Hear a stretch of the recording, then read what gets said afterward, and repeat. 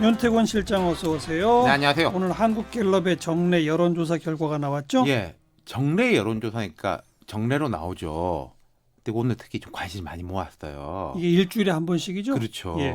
지금 이제 국면이니까 예. 일단 문 대통령의 국정 지지도는 긍정평가 45%, 부정평가 49%였습니다.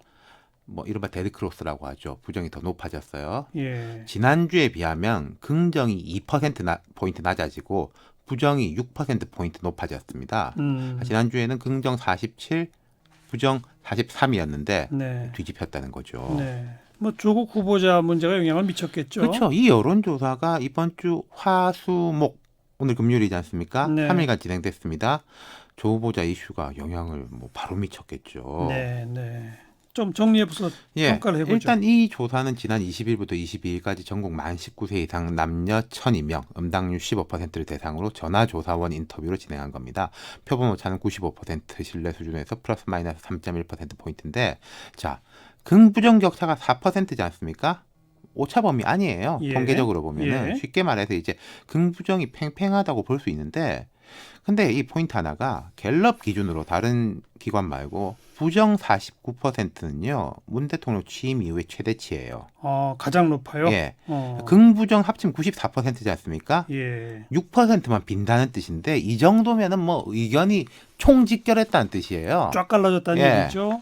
뭐 말하자면 좀 두고 보자 하는 사람이 거의 없다는 뜻이죠. 예, 예. 근데 이 절대 숫자 45대 49라는 거는 안 좋지만은 뭐 아주 많이 안 좋은 건 아니다. 평소에 좀 뭐 이런저런 일이 터졌을 때 수준 정도인데요. 예. 부정이 4% 많은 걸 보면. 예. 근데 이제 세부적인 지표를 보면은 시사점들이 좀 있습니다. 세부적인 어떤 지표요?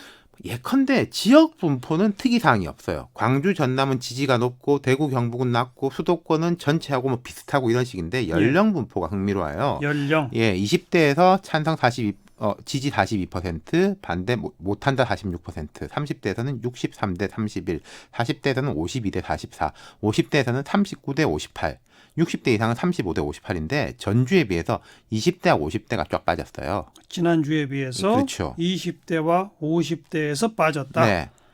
이게 조 후보자 동년배하고 자녀 그렇죠. 세대에서 빠졌다는 거죠. 그러니까 예. 자기 일로 받아들이는 층들에서 대통령에 대한 이제 국정 평가가 예. 떨어지고 예. 3, 40대는 조금 그래도 남의 일로 버티고 있다? 본다. 보통 우리가 20, 30대 이렇게 통칭을 하는데 완전히 다르네요. 예, 지금은 이 여론조사들을 다른 때 봐도요. 네. 30대, 40대가 붙어가는 경우가 오히려 많아요. 그러니까요. 예. 3, 40대는 비슷한데 20대와 30대는 완전 다르군요. 그렇습니다. 또 그리고 어떤 게 이제 있어요? 주요 분야별 정책 평가가 좀 많이 안 좋아요. 그러니까 예. 긍정이 부정보다 높은 게 복지밖에 없습니다. 대북, 외교, 교육, 공직자 인사, 고용노동, 경제정책 모두 부정평가가 긍정보다 높습니다. 이 조사는 3달에 한 번씩 하거든요. 각 분야별 그렇죠. 부분은 네. 근데 이게 경제는 물론 부정이 높은데 3달 전에도 별로 안 좋아서 숫자가 별로 다르지 않은데 대북, 외교, 교육, 인사가 상당히 나빠졌어요. 예. 그러니까 대북 같은 경우에는 3달 전에는 긍정 45, 부정 43 팽팽했죠.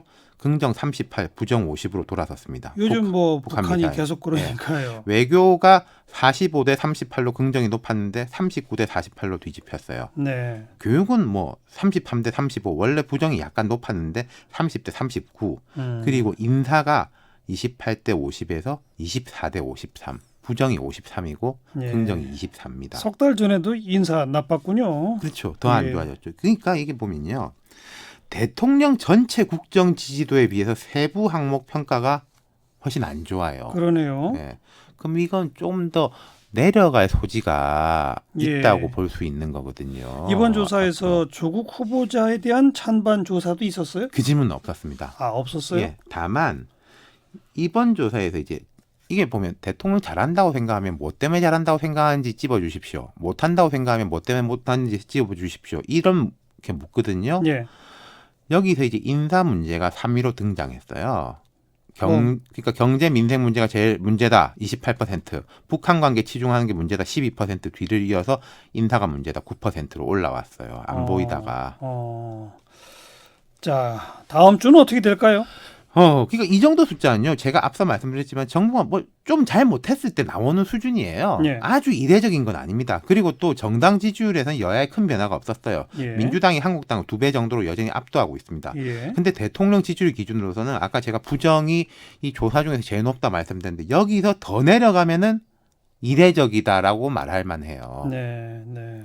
그러니까 여기서 이제 방어를 해야 되는 상황인 거죠. 그렇죠. 그러니까 조 후보자 문제가 제일 중요할 텐데 오늘 뭐 사모펀드 재산 기부, 웅동학원, 사회학원 등의 환원 등의 발표를 오후에 했지 않습니까? 예. 이건 뒤집어서 보면은 당장 물러날 뜻이 없다는 뜻이겠죠? 명백히 없다는 거죠. 예. 그리고 이 조사에서는 지소미아 연장에 대한 건 반영이 안 됐어요. 시기적으로 볼 때. 화수목이니까. 어제 저녁일이니까. 예.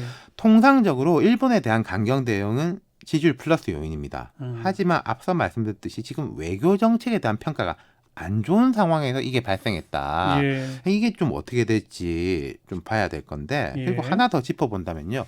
앞으로 이런 상황이 장기화되면 모르겠는데 당장은 한국당에 별로 반사이익이 가는 거는 이번 주에는 안 보였다. 아직까지는. 예, 그렇습니다. 다음 주 추이 정말 또 봐야죠. 네. 네, 수고하셨어요. 감사합니다. 윤태권 실장이었습니다.